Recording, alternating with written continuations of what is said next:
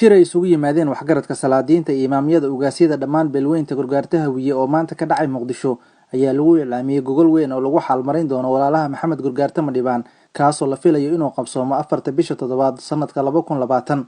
dhaqankii halkan ka hadlay ayaa isla meel dhigay in gogoshaasi ay tahay mid muhiimad gaar ah u leh ummadda Soomaaliyeed gaar ahaan Gargaarta Hawiye.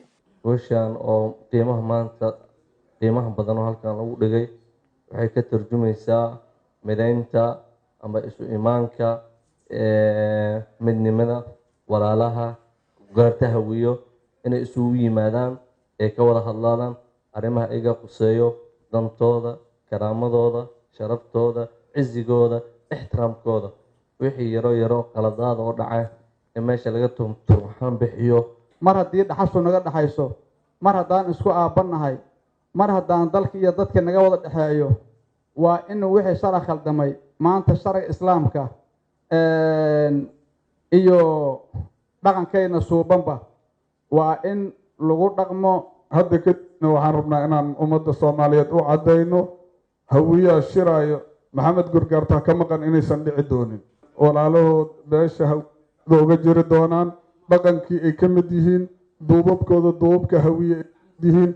maanta oo imaamkii guud ee kolla Soomaaliyeed kolla Gargaarta Hawiye imaamkiisii guud oo dhaqankiisii Gargaarta Hawiye iyo waxgaradkiisii garba fadhiyaan maanta mar haddii lagu gudoominayo madashii guud oo lagu asteeyay 4 bisha 7 2020 anoo ku hadlayo codka walaalaha Maxamed Gargaarta ee Madhibaan Garaad ee Soomaale waxaan gudoonay in gogosha mar labaad in aan mataqaanay u diyaar garowno. qaladka ugu dambeeyay ee haddeerta jira ee sababtiisu ay haybsoocan wax laga saarayo wuxuu ka dhacay gobolkan ku dhashay anigu Buuhoodle Cayn baa haddeer laga sheegaya. geedaha la tilmaamaya iyo meelaha la leeyahay guryaha laga dumiyay midmid baan u garanaya. fariin waxaan halkan u marinayaa dadka iyagiiba halkaa degan, ragaan wada dhalanay iyo waalidkayba halkaa degan iyo walaalahay waxaan marinaya qaladkaas. fartiinta waxaan hawada u marinaya iyo miidiyaha war qaladka ha la soxo. adeerada iyo saxa, abtiyaasha iyo saxa, walaalaha iyo saxa, waa wada leenahay deegaankaas. ninna marti kuma aha, Madhibaan iyo Siciid Kuultoona kuma aha marti. nin codsi lagu siiyay iyo nin safar loo ku degan wadanka midna ma jiro. waa isku fac beelaha halkaa degan, waa si kala fara badan yihiin. imaamka guud ee beelaha Hawiye Imaam Maxamed Yuusuf ayaa soo dhaweeyay shirkan la ilaamiyay isagoo rajo wanaagsan ka muujiyay. gogoshan wanaaga badan la ninkii dhagay haddii alla yiraahdo Soomaali waa hogaami karaa iska dhaaf Gargaarta. marka waxaan rabnaa dibadda iyo gudaha bashirweynaha damban si fiican uga hadli doonaa. gogoshaas la calaamadeeyay waa waafaqsanahay.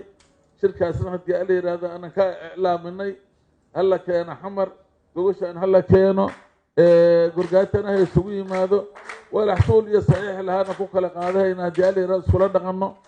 wixii hore dhaqanka horena godaan ku ridnay maanta Gargaarta waa mid saasaad ogaahaysiin dibadda iyo gudahaba.